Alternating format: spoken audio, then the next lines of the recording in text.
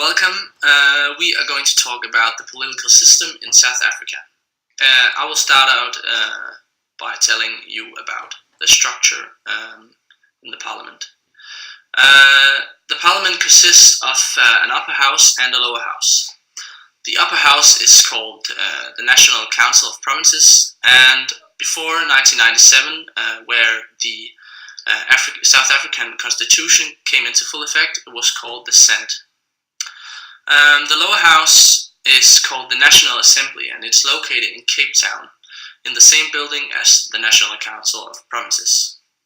It consists of 400 seats, and the seats are elected every 5 years at the general election. Yes, and I'm just going to talk about something about how the political system comes together with the history of South Africa.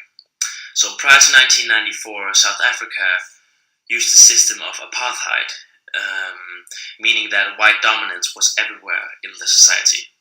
This, of course, made for a very undemocratic system, as the whites had the only say in political questions.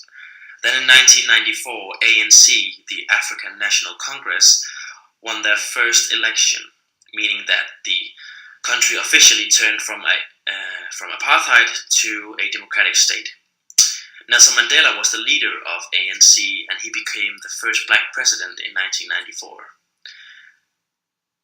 ANC then led on to win the subsequent elections, leading all the way up to 2014, where they also won.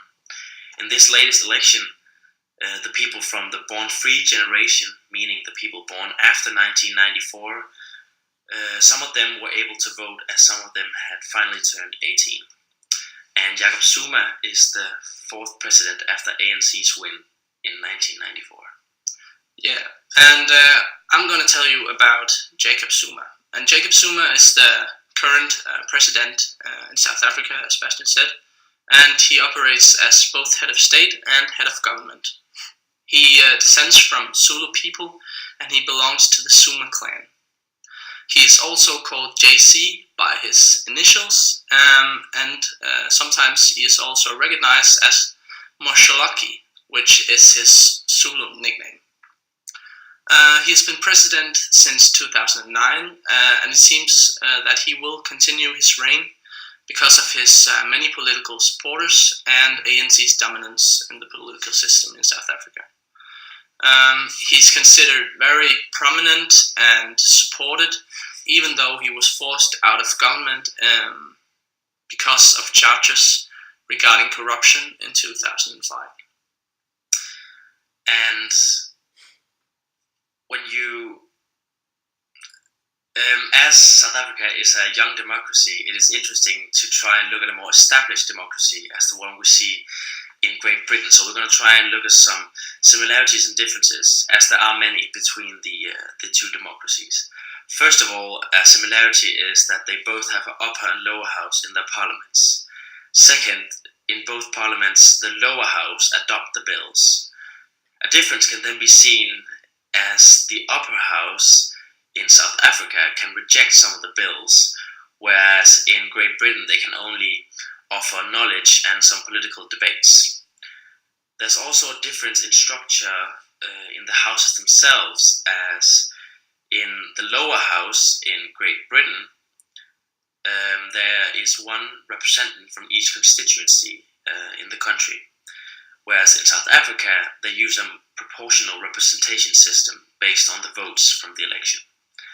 And in the upper house there's also a difference, as in Great Britain the upper house is made up of experts and the elite of the society, whereas in South Africa it's made up of one representative from each province in the country.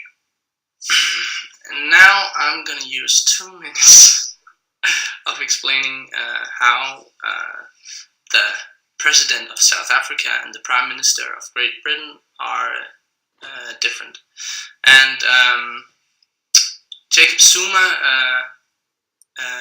operates as both head of state and head of government, as earlier mentioned, while David Cameron only operates as the head of government in Great Britain. That's because they in Great Britain have a monarch which operates as the head of state. So they are not completely alike, but you can, on the other hand, compare Jacob Zuma's role with Obama's role in the U.S. because they both operates as head of state and head of government. So thank you for watching.